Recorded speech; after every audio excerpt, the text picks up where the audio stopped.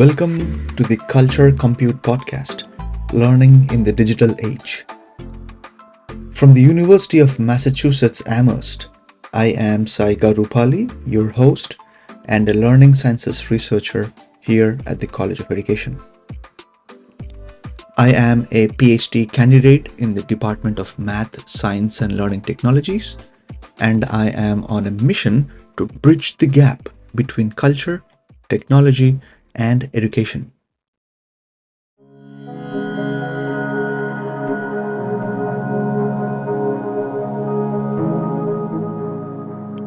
In today's digital landscape, the way we learn and process information is rapidly evolving. As educators and researchers, we are constantly seeking to understand how we can harness technology to create more effective, engaging, and inclusive learning experiences. This quest is at the heart of the Culture Compute podcast. In each episode, we will explore groundbreaking research that sits at the intersection of culture, technology, and learning. We will explore and examine how these elements interact and shape our educational experiences in the digital age.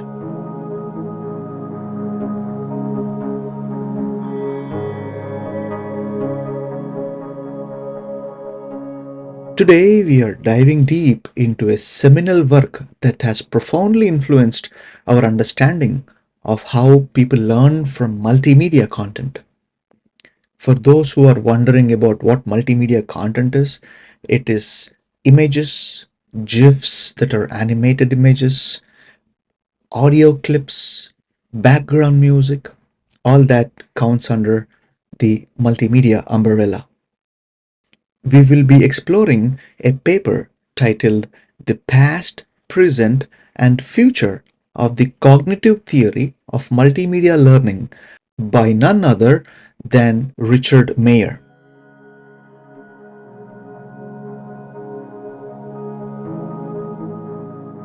Whether you are an educator looking to enhance your teaching methods, a student trying to optimize your learning, or simply someone fascinated by how our minds process information in this digital era, this episode promises to offer valuable insights to you. So let's embark on this journey to understand how we can compute the cultural dimensions of learning in our digital age, starting with the fundamental question: how do we learn from words and pictures in the multimedia age? But before we dive into the paper, let's take a moment to understand who Richard Mayer is and then why his work is so significant. Dr. Mayer is a pioneering figure in the field of educational psychology, particularly known for his work on multimedia learning. He is currently a distinguished professor of psychology at the University of California, Santa Barbara, where he has been a faculty member since 1975. Mayer received his PhD in psychology from the University of Michigan in 1973, reflecting over 5 decades of dedication to understanding how people learn. His primary research lies in applying the science of learning to education, with a particular emphasis on multimedia learning, computer supported learning, and the design of educational games. Now, let's dive into Mayer's groundbreaking paper.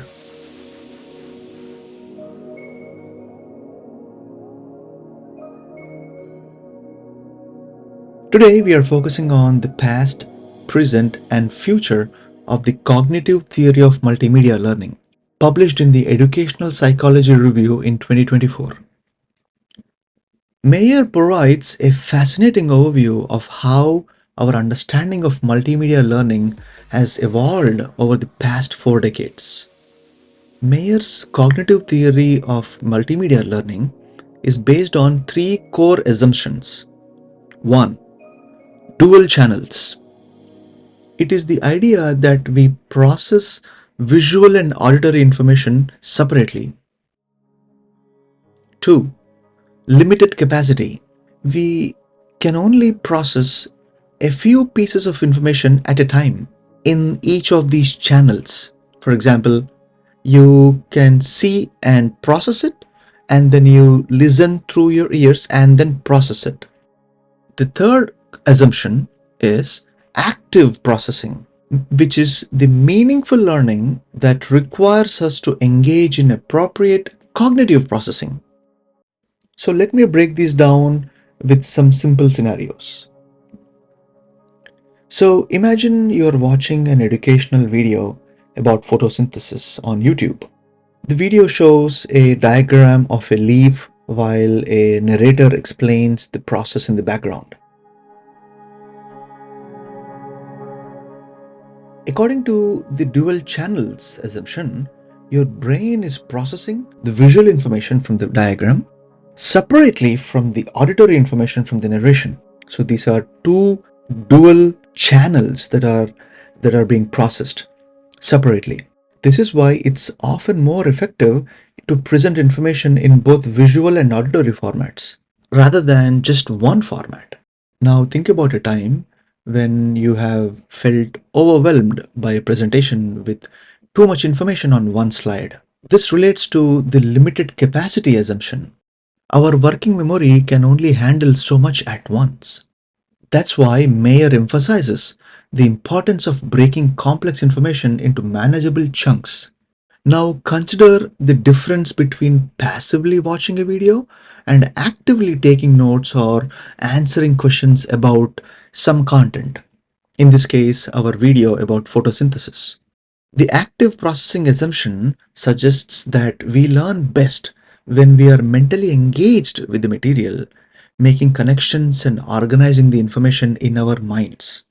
Mayer's paper goes on to describe how these ideas have led to several practical principles for designing effective multimedia instruction. For example, the coherence principle, where he suggests that we remove unnecessary material that does not support the learning goal or the learning objectives.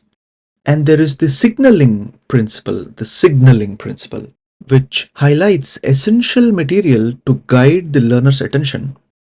And then finally, the spatial contiguity principle, which places corresponding words and pictures near each other on the screen or on the page for effective learning.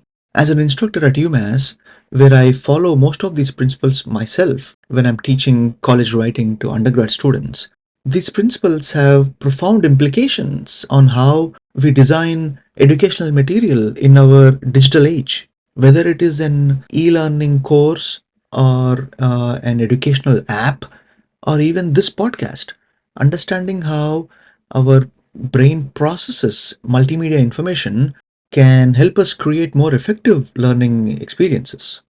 But Mayer does not stop at the present. He also looks at the future, acknowledging that there is still much to learn. He points out in the paper that the need to integrate other aspects of learning, such as social, affective, and motivational processes. For instance, how might our emotional state or social context influence how we learn from multimedia? And as we wrap up our discussion of Mayer's paper, it's clear that the cognitive theory of multimedia learning has profoundly shaped our understanding of how we learn in the digital age.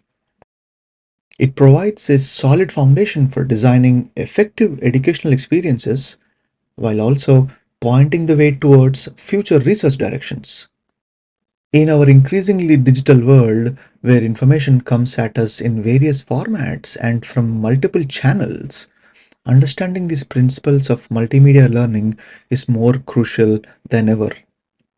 Whether you are a student, an educator, or someone developing educational technology, these insights can help you optimize learning experiences for the digital age.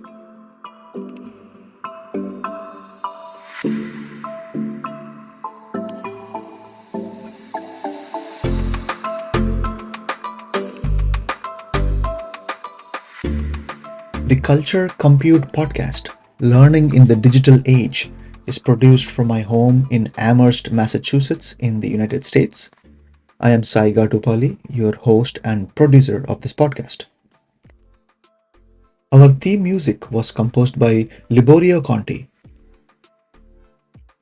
As for digital production, I draw upon my extensive experience with educational technology and digital media skills that I have honed through rigorous coursework and practice at UMass.